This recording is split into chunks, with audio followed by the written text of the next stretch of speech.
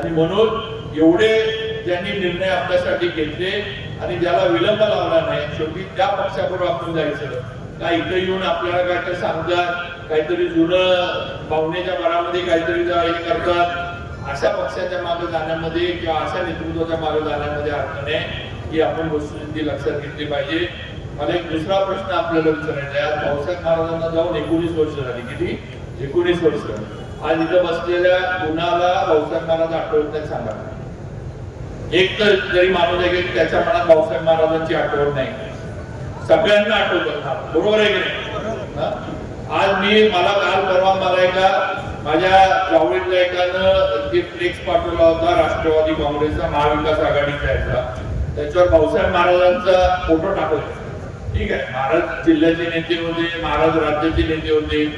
तुम्ही पण महाराजांचं राजकारण बघितले, तुम्हीच महाराजांचं राजकारण सुरू केलं, घडवलं, सगळं केलं.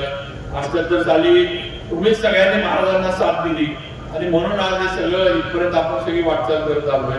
माझा एक प्रश्न आहे, नाना इथं आहे, रामभाऊ जगदाळे आहे, जुनी सगळी माणसं बऱ्यापैकी भाऊसाहेब महाराजांबरोबर असणारी, आता पाटील आहेत, मिसरायचे सगळे आहेत, सगळी मंडळी महाराजांबरोबर सगळ्यांनी काम केले.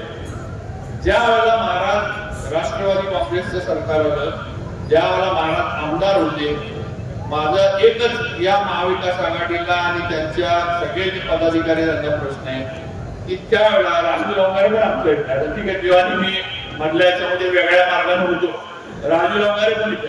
पण त्यावेळेला माझा एकच प्रश्न आहे की भाऊसाहेब महाराजांना मंत्रिमंडळातनं बाहेर राष्ट्रवादी काँग्रेसनं का ठेवलं? एवढं उत्तर सातारकरांना मला वाटतं राष्ट्रवादी काँग्रेसनं दिलं पाहिजे. असं काय महाराजांबद्दल चुकीचं झालं होतं?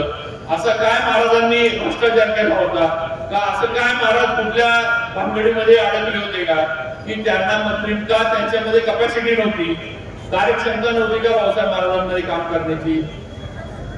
मुख्यमंत्री झाले असते तर महाराज जर काँग्रेसमध्ये राहिले असते तर महाराज हे मुख्यमंत्र्याच्या याच्यामध्ये आले असते. विलासराव देशमुख त्यावेळेला मुख्यमंत्री झाले आणि महाराज इथे राष्ट्रवादीत प्रवेश केला आणि नंतर राष्ट्रवादीनं महाराजांना पूर्णपणे बाजूला टाकून दिलं आणि नंतर महाराजांचं निवडणुकीच्या आधी निधन झालं. ही वस्तू तिथे ह्याचा विचार करा. तुम्ही आज महाराजांचे फोटो वापरता, तर त्यावेळेला तुम्हाला भाऊसाहेब महाराजांना जिल्ह्याचं नेते किंवा जिल्ह्याचं पालकमंत्री पद देण्याचं एवढी पण तुम्हाला ही नव्हती किंवा राज्यामध्ये कुठं ती करण्याची नव्हती. मग या महाविकास आघाडीला आज भाऊसाहेब महाराजांचा फोटो वापरण्याचा अधिकार आहे का?